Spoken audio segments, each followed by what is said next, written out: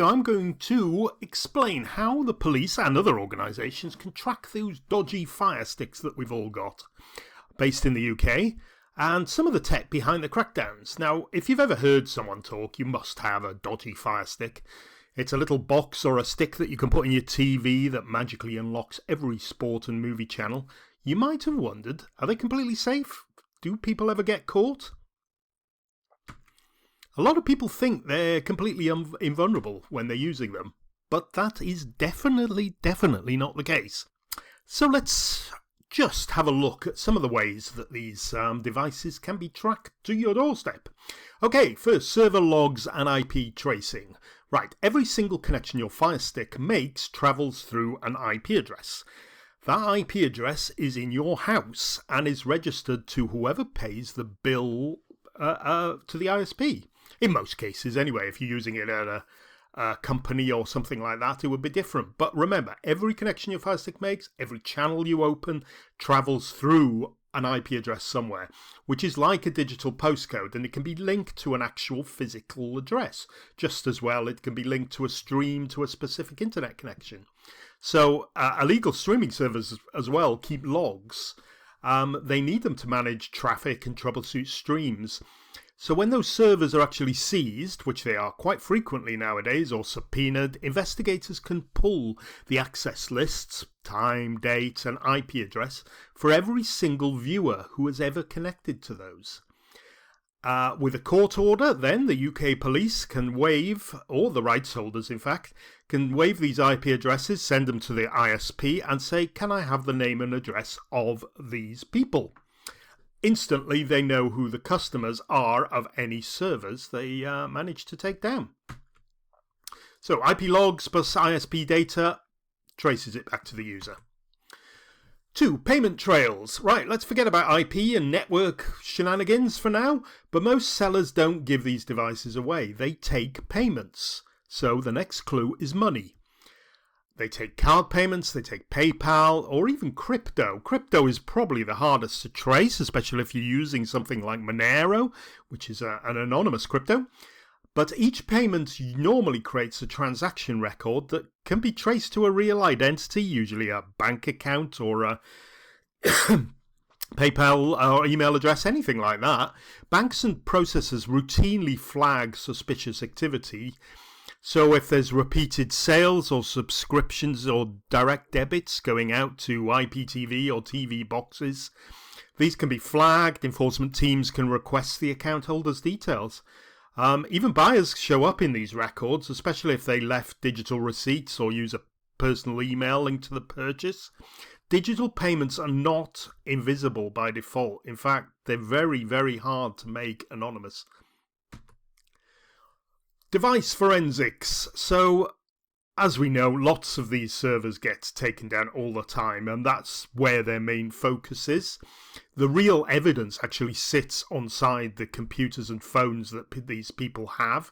So when police raid one of these suppliers, they gather up all the hardware, all the phones, and then the forensic analysis can clone drives, recover deleted files, and extract customer databases, whether it's anything comprehensive or just an Excel spreadsheet full of all the people who owe the money for paying for their streams. So you'll find playlist URLs, chat messages and user lists on these servers and phones, and user lists that tie hundreds and probably tens of thousands of Firesticks back to a specific streaming network. It's a digital fingerprint linking specifically seller and buyer. It doesn't really matter if they delete these unless they really know what they're doing, because deleted files aren't really gone, and any half-competent forensic analyst could retrieve it. It's quite simple to do. Social media and undercover buys. A huge number of these devices, and most people buy these on places like Facebook Marketplace, eBay, Telegram, stuff like that, really. And public listings make sellers really easy to identify. Telegram groups, you can even get into private channels quite easily. It's not that hard. And local classifieds are easy to track as well.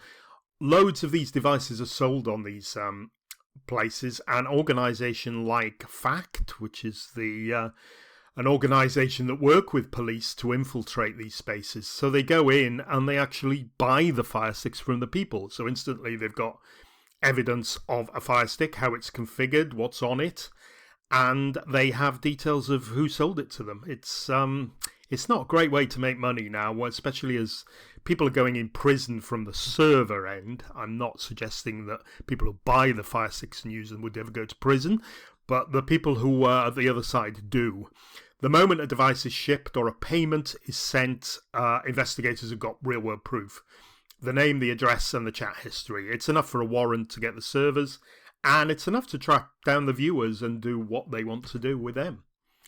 5. Metadata and pattern matching. Now, every single stream carries a digital marker. So these are the streams themselves, which are actually the channels or the box office stream you're watching, or the football match, anything of that. They carry metadata. They're like small digital markers that reveal which server and encryption key was used.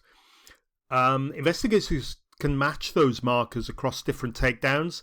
Analysts can connect multiple illegal services back to the same source. It's similar to digital fingerprinting in cybersecurity. One little tiny pattern can identify an entire network. So they catch one person, and there may be dozens of others linked to that person as well. So, industry cooperation. Industry do really work together on this. Primarily in the UK, it's FACT, who are the Federation Against Copyright Theft. They coordinate the investigations. Then you have got rights holders like Sky and BT and Disney and all the people who own the actual stuff that is being pirated on this. They provide technical intelligence on the streams and stuff like that. Police obviously can execute warrants and make arrests based on any information found. And the ISPs can say, the police can give an ISP a list of IP addresses, and they turn it into names and addresses. So the collaboration has led to lots of arrests, lots of seized devices, and even warning letters have been sent directly to the households believed to be using illegal streams. That's where it could happen. The problem is for these people is that the pure scale. But in our world of AI and stuff like that, I think you could find that the actual viewers get penalised and caught soon. Very soon, in fact. So while Dodgy Firesticks kind of look anonymous, their digital footprints make them surprisingly easy to trace. Digital footprints are everywhere online. So that's it, really. I mean, it's not an in-depth report, but hopefully it's just opened your eyes about these devices. Be careful if you're using them. I'm not going to moralise about this, whether they're right or wrong. I cancelled my satellite package when it got into over £100 a year. But I would urge caution on using some of these devices, because whether the companies do anything about it to the actual viewers, I don't know. And they might not. They might stay going to the servers. But you can be traced and you can be tracked. There is no doubt about that whatsoever. Okay, thanks for watching. And if you found this breakdown useful, tap on the subscribe and get more explainers on tech, privacy, and of course the UK's evolving online laws without the lecture. Okay, thanks. Bye.